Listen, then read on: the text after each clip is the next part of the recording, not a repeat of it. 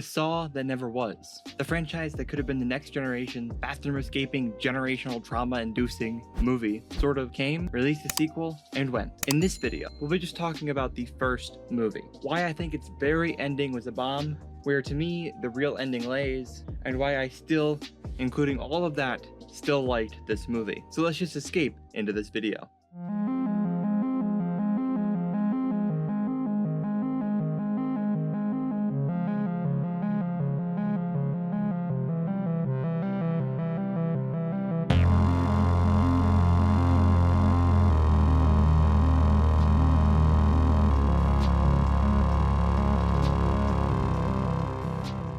First, I want to say that I do genuinely like this movie. I think the first hour and 15 minutes or so of this movie is very, very enjoyable. So first, let's talk about that. A group of different people all get a box from someone. This box is sort of like a puzzle. It's very small and you have to figure out how to open it up. So of course, they all figure out how to open it, and inside is an invitation to an escape room. Now this is where the fun begins, because once everyone enters the waiting room, they figure out that the waiting room itself is actually the first escape room that they must escape from. Without spoiling how, they were put in grave danger and they escape that room. Now they enter into a frozen area where they're in a cabin.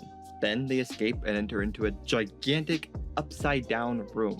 This room is by far one of my favorites because you have to stand on things that would normally be hanging, or vice versa. It's like a bar scene, so there's a pool table and there's signage everywhere, etc., stuff like that. And after this room, we kind of get into massive spoiler territory, but there is a room with massive TV static on one wall, and it's all like black and white checkered, and there's some other things that are going on at that point in the movie. But I wanted to talk to you about why I think this movie could have been the next generation Saw, and what I think it did wrong that prevented that. So this movie, by the way, the rooms were set up, and how the acting was funny, but also not too serious, but also kind of taking itself seriously, and the death scenes were gory at times, but you still wanted to see what was going on. That is why I think we could have seen the next Saw franchise.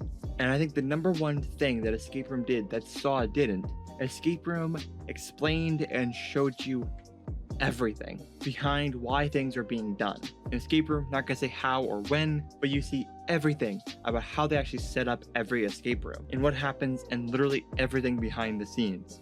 Honestly, it felt like a guy was just telling you everything that was happening. But I think what makes the first Saw movie work is that nothing is really like that. There is so much hidden in the background, which adds to the lore and to the mystery. And that's why I think this movie didn't do as well as it would have, because I honestly really greatly enjoyed this movie for what it was. So there's a part at the end, this is the only spoiler territory that I'm gonna have in this video, so spoiler warning, but the main woman that we follow throughout the movie actually brings the cops back to the tower where the escape room happened. They enter into the room where the waiting room was, and it's been completely stripped. And I won't tell you how or why, but No Way Out is spray painted above the entrance to how they escaped the first waiting room.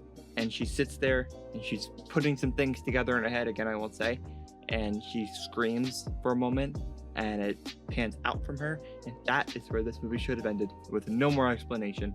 I think they explained a lot before that, but I think afterwards they explained too much. Well, I think this movie was great. By telling the audience so much about what happens in the background so quickly, you end up kind of leaving out a lot of the mystery that could have been and would have been great for the next few films. So with that, I thank you deeply, and I greatly appreciate everything that you guys have done for me. If you want to follow everything that we do, it is at MediaBite Company on Instagram and at MediaBite Co on TikTok, where I do a bunch of shorts and stuff like that. It's the MediaBite Podcast Network for all the podcasts. Diary of an Indie Filmmaker is for all things indie filmmaking. Slash It is for horror movies. And Exploring Cinema is for all other types of movies, and I do that with my fiance. So, thank you, and I will see you in the next one. Peace.